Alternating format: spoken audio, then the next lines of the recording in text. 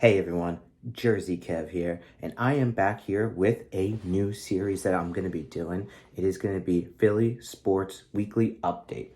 So what we're going to do is that we're going to talk about all the major sports teams. That is five. I know a lot of people always talk about the 4 for 4. I am a 4 for 4 guy, but I am a 5 for 5 guy, meaning that I follow the Union, the Flyers, the Sixers, the Phillies, and of course, your Philadelphia Eagles. So I will be talking every Monday. I'm going to be going over the prior week of all of the stuff, news, and everything in Philadelphia sports. So be sure to like and subscribe and check back weekly every Monday. As we do more of these, I will try to improve the camera work and everything like that, and to provide some more updates of Philadelphia sports. I am passionate about my Philadelphia sports, so I'm definitely going to do it. So without further ado, let's get started.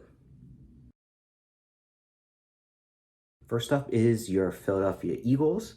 They are currently in the off season right now, about to go into training camp. So there's definitely going to be some updates about the Philadelphia Eagles probably in the coming weeks. So be sure to check back. I just don't have a lot to say about the Philadelphia Eagles right now. I am super excited for the season. Once the off season starts kicking off, the OTAs, all that kind of stuff gets put together. The team is looking great this year. I think that they have a good shot at competing for another title this year. So definitely be sure to check back for some more of that. Flyers work, obviously they're in the off season as well. I'm not the hugest Flyers fan. I will give you some Flyers updates, but I don't really have much for the Flyers right now. So let's move on to the next one. Next up is a quick update about the Philadelphia 76ers. They're currently in the off season as well. They are playing some of the summer games right now. I've not been tuning in too much of the summer games. Obviously, this past year they fired Doc Rivers, and they have Nick Nurse now as head coach. So it should be interesting to see what happens with that, as well as the James Harden saga, him opting into his deal for his extra year, but he does want to be traded. So it does seem like the Philadelphia 76ers are looking to trade James Harden and hopefully maybe try to get something to try to put together a team and obviously build around Joel Embiid, and obviously seeing how Maxey develops. I really hope they don't trade Maxey. I think that he's really great, young talent. So it should be interesting. The big news, obviously, is that Joel Embiid was doing an interview and he talked about wanting to win a championship. He said it might not necessarily be in Philadelphia, but he wants to win a championship. I think it's a little bit too much to think that anything of that. I think Joel Embiid wants to win here. He's been dedicated here. So that's your weekly update. Next up is the Philadelphia Union. I know a lot of people don't talk about the Union very much. I'm a big soccer guy. I grew up playing soccer, so soccer has always been something that I've always been passionate about.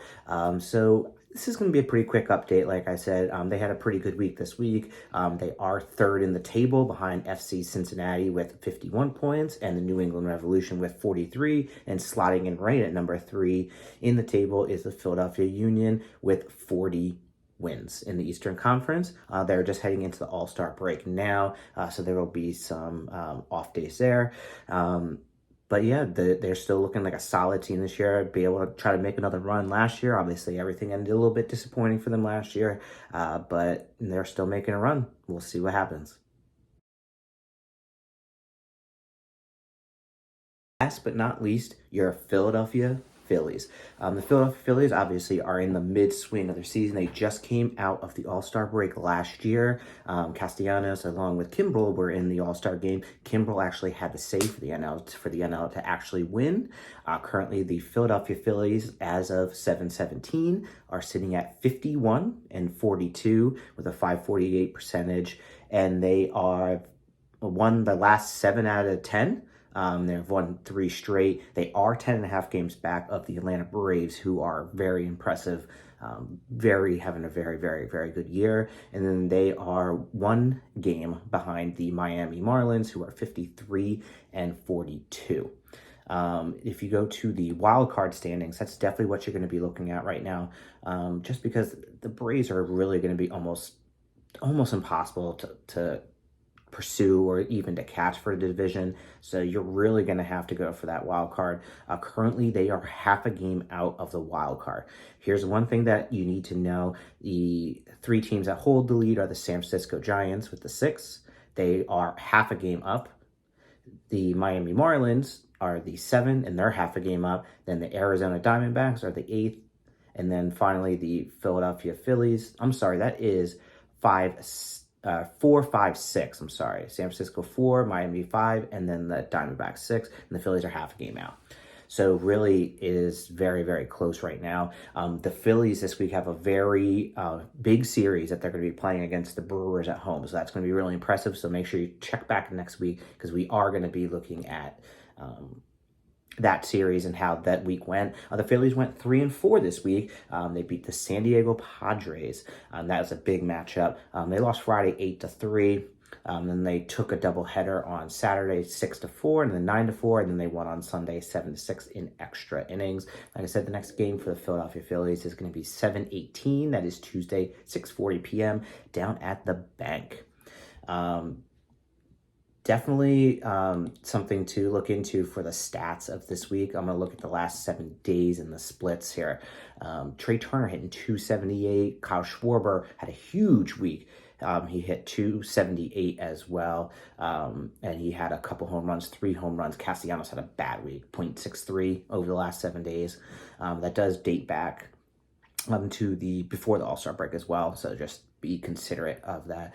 Bryce Harper hitting good, 462, and he broke his home run drought. I think that's really important. It was cool to see Johan Rojas come up and play as well. Alec Boehm still hitting pretty solid, and Bryson Stott hitting really solid. I don't get the whole let's hide behind the he can't hit left-handed pitchers. I'm not really sure why that's a thing, but it just seems to be a thing that he just doesn't hit left-handed pitchers very well. I think that we need to give him a shot with that, but it just doesn't seem like they're going to be doing that.